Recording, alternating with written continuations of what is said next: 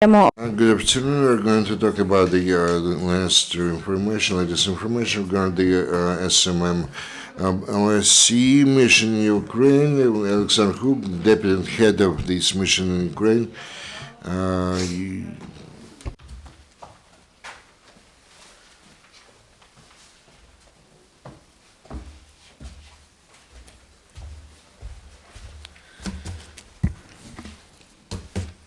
Good afternoon, ladies and gentlemen. As you can see, this week I have a rather long statement for you, and not for all good reasons.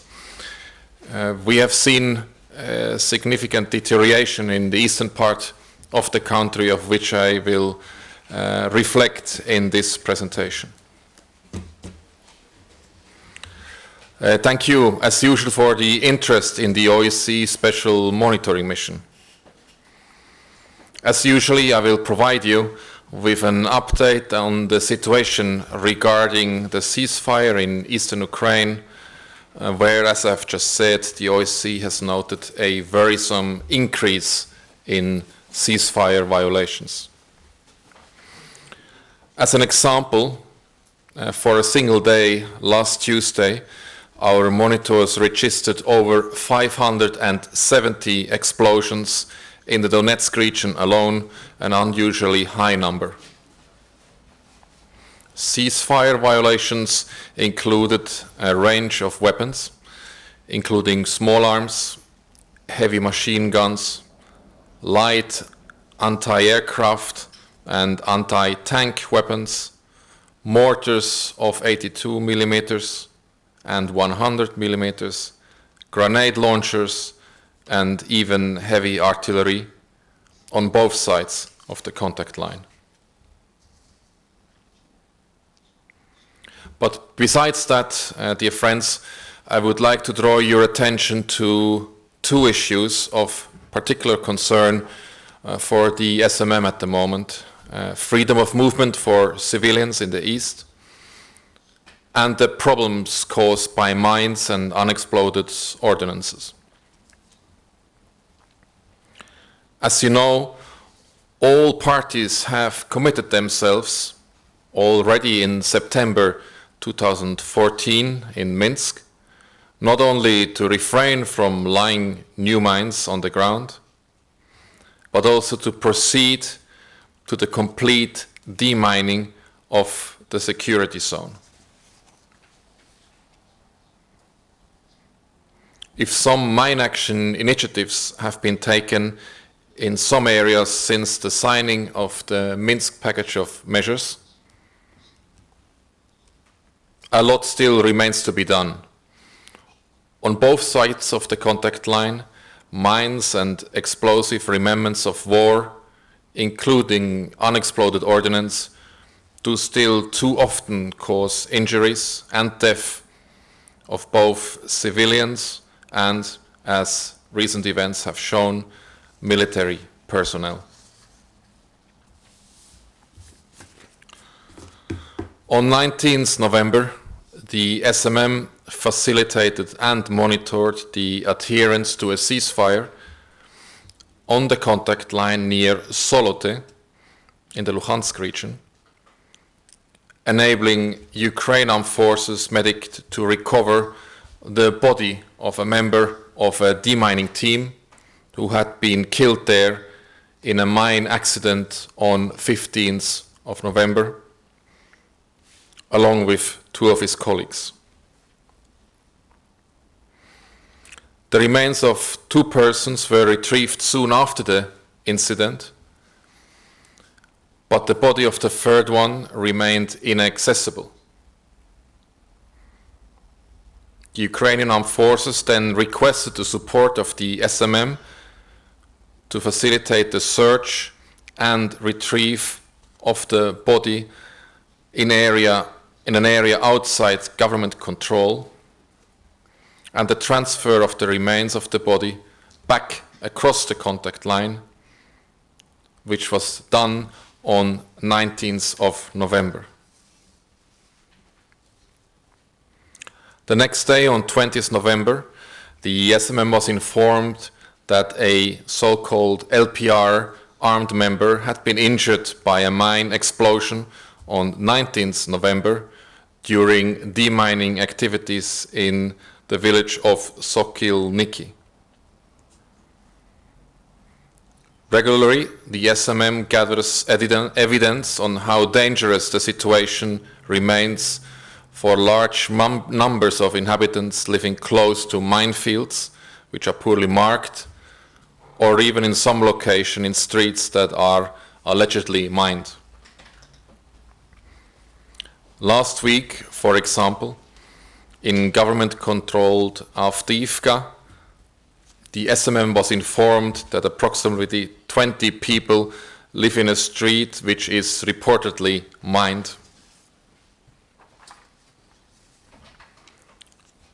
Explosive remnants of war and unexploded ordnance littered across the contact line are a major risk for civilians, in particular children. The difficulties that civilians are continuously facing to cross the contact line is another subject of concern to the SMM. Freedom of movement of civilians is an important aspect of the future normalization of the region, helping to restore family links, to facilitate dialogue and exchange of information, and renewed business contacts. Unfortunately, too often, the SMM can only observe the various forms taken by limitations to freedom of movement. Long queues, time-consuming procedures, lack of sanitary facilities and danger of mines and shelling. This is a general situation that particularly affects elderly people and those in serious health condition.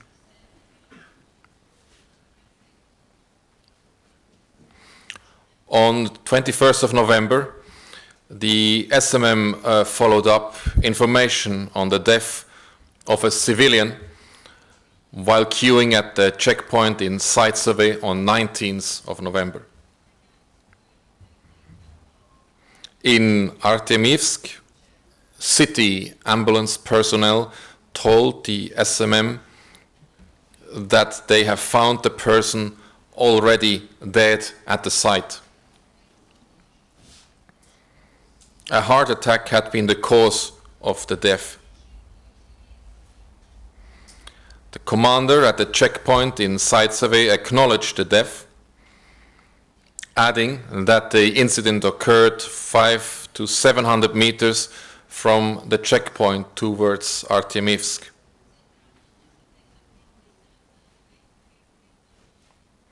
The initially planned capacity of the checkpoint was between 2,500 to 3,000 people a day.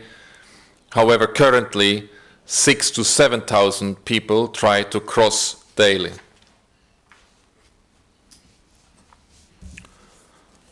On another occasion, at the H15 highway checkpoint from Marinka to Donetsk, the SMM observed that due to the lack of sanitary facilities, people waiting for hours in the queue were using adjacent fields, reportedly contaminated with landmines and unexploded ordnance. Talking about freedom of movement, the SMM itself is also regularly confronted with some restrictions. Although freedom of movement is granted by the mandate, it has been given by 57 participating states of the OSCE. A freedom that is crucial for our monitors to be able to fulfill their tasks. Restrictions of freedom of movement happen on both sides of the contact line and take various forms. Observers are denied access to certain areas for instance, security reasons. They are granted only conditional access or being imposed an armed escort.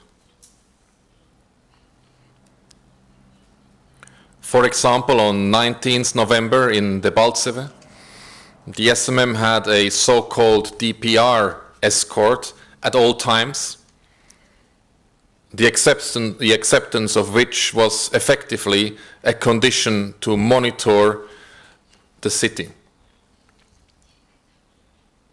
On 20th November, a so-called LPR members denied the access to Sokilniki to the SMM, citing security concerns related to ongoing demining work in that village.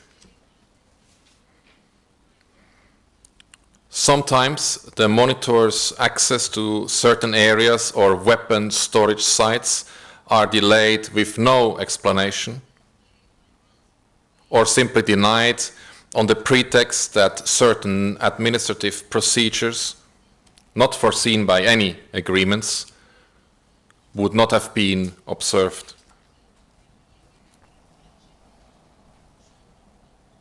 For example, on 19th November in Lukove, armed so-called DPR members told the SMM to leave the village, saying written permission was required from their commander. On the next day, in another location, so-called DPR members at the heavy weapons holding area refused entry to the SMM, saying their superior had ordered them to do so.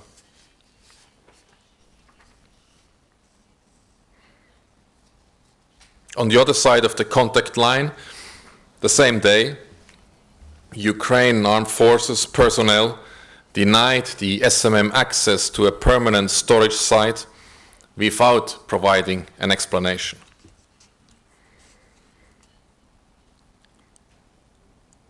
We can only once more call upon the parties to remind them of their commitments and that the freedom of movement of the SMM is a crucial factor for the implementation of its mandate and the monitoring of the Minsk agreements. Now, ladies and gentlemen, generally speaking, the security situation in eastern Ukraine remains preoccupying to us, with frequent incidents reaching sometimes unusual high figures. As I've mentioned in the beginning, for example, for the sole date of 24th November, the SMM registered 576 explosions in the sole area around the remains of the Donetsk airport. This location, however, is unfortunately not the only affected by regular incidents.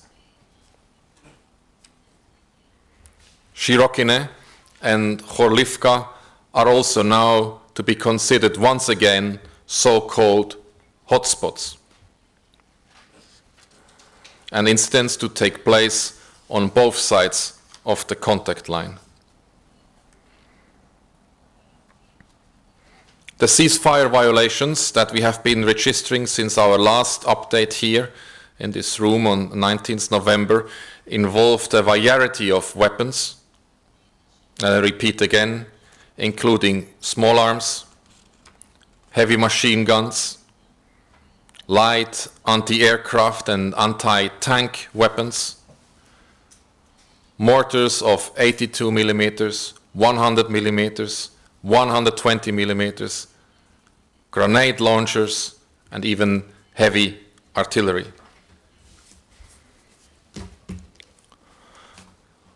On 18th November, after analyzing 3 fresh craters close to a residential area in the northern outskirts of so-called LPR-controlled Donetsk, the SMM concluded that they had been caused by 82mm mortars.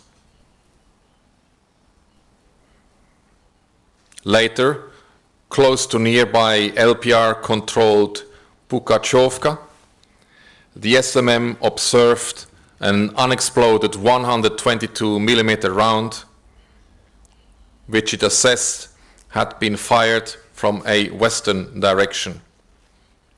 It had allegedly impacted 2 days before the visit there. On 20th November, the SMM followed up on allegations of multiple launch rocket system shelling on 17th November in the area between Soriane and Kurakhivka. The impact crater location was 400 meters from a residential building. The SMM assessed that the rocket had been launched by a multiple launcher rocket system. Now yesterday, on 25th November, outside government-controlled Pervomaiske, the SMM heard from the direction of government-controlled Piske, Opitne, and Vodiane explosions caused by outgoing and incoming mortar, 82 and 120 millimeters, and artillery, 122 millimeters, and tank fire, as well as rifle, heavy machine gun, and automatic grenade launch fire.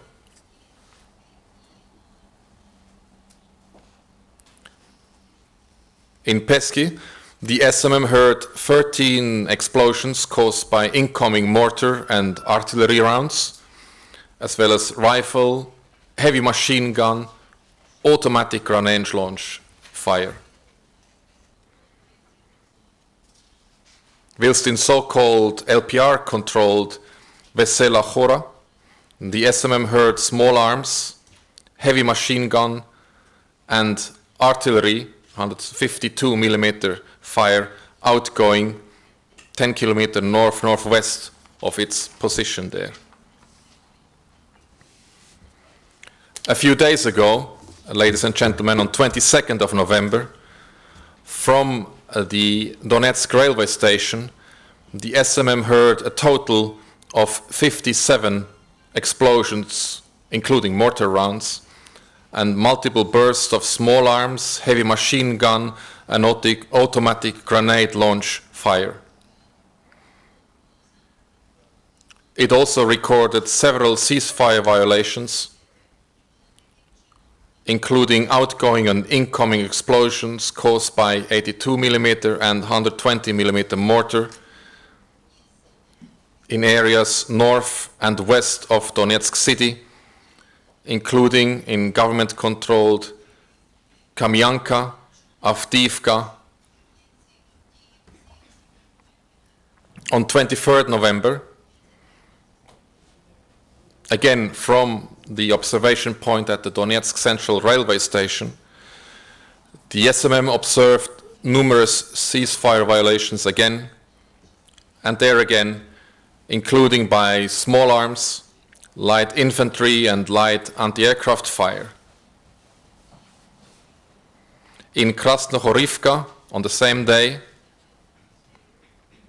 the SMM heard some 17 explosions, including outgoing and incoming mortar fire, small arms fire, and heavy machine gun. The substantial differences in the number of ceasefire violations registered by the SMM from one day to another illustrates not only how fragile the ceasefire is, but also how unpredictable the overall situation remains. Total figures are sometimes ranging between 8 to 1 on one day, for instance on the 20th of November, to over 70 or even more on other days.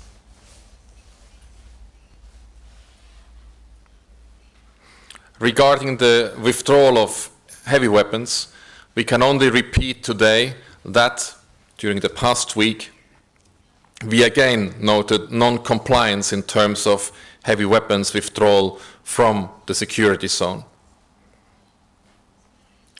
On all sites, storage sites failed to meet the conditions clearly expressed by the SMM and communicated to the sites on 16th of October to be considered as safe permanent storage sites.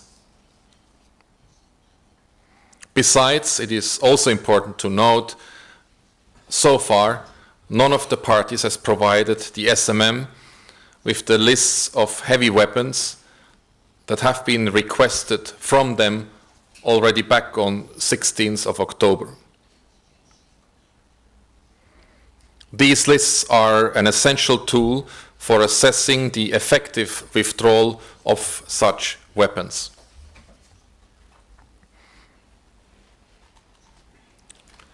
As per the weapons concerned by the addendum to the Minsk agreement signed on 29th of September, that is tanks, artillery pieces up to 100 millimeter in caliber, and mortars up to and including 120 millimeters, the situation leaves room for improvement. Too regularly, our observers, when visiting storage sites for light artillery, note some discrepancies. Serial numbers of weapons might not match those indicated. Serial numbers are not properly marked on the weapons, or weapons are indeed missing. We will continue to include such shortcomings into the daily reports that the SMM publishes on its website, and we will continue our regular visits to the weapons storage sites on all sites, calling upon the parties to the agreement for an improvement of the situation. Finally, I would like to update you on the mission's latest numbers. As of this week, the SMM has 632 international monitors on the ground, 77 other international staff, and 282 Ukrainian staff working alongside them. Thank you for your attention, and I'm available for any questions that you may have. Thank you very much for very comprehensive report this week, Mr. Hook. Якщо є питання, то зараз саме час. Do they have any questions? Few minutes. There will be a question in Ukrainian. Channel number 3, if I'm not mistaken. Yes. TV channel 1+1, I would like to ask you, do you copy me, sir? Can you hear me? Do you copy me? Yeah, okay. TV channel 1+1, I would like to ask you regarding the latest statement of the Minister of Defense of Ukraine about unilateral observation of the ceasefire, which actually became valid since midnight of this day, that Ukrainian servicemen are not going to open or to return the fire. What do you think, to which extent the Ukrainian servicemen observe this provision, and how realistic, generally speaking, this provision is? Thank you. Question. It is indeed essential that the ceasefire is being upheld by all sides. We do welcome the reiteration of the Ukrainian armed forces to obey by what they have already agreed previously. We have seen actually overnight, from yesterday to today, a reduction of ceasefire violations on both sides. We will be conducting the analysis of what happened since that declaration and will reflect on the findings in our regular reportings, the next one to be issued later this afternoon, available on our website. Thank you. And another question in Ukrainian. Good afternoon, Channel 5, Dmitry Moroz. You mentioned that both sides actually prevent your monitors to monitor the situation. You gave some examples when the DPR or LPR prevents you from doing your job. Can you have any examples of the Ukrainian armed forces being in the way of your monitors to fulfill their functions?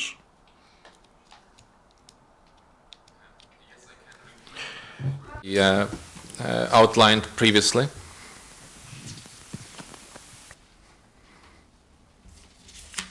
On the other side of the contact line, on the 19th of November, Ukraine Armed Forces personnel denied SMM the access to a permanent storage sites without providing an explanation, for example.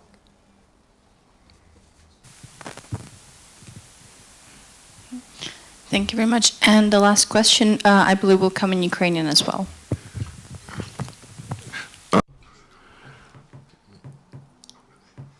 Good afternoon. I have the following question. The Union of Journalists. You are doing a great job in the east of Ukraine.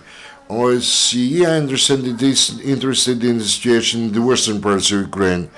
In particular, some of your colleagues, Marisa Montiel, visited Rivne, and they actually studied the facts of the interconfessional confrontation in the west of Ukraine. What would be your assessment of that situation, and how are you going to respond to that?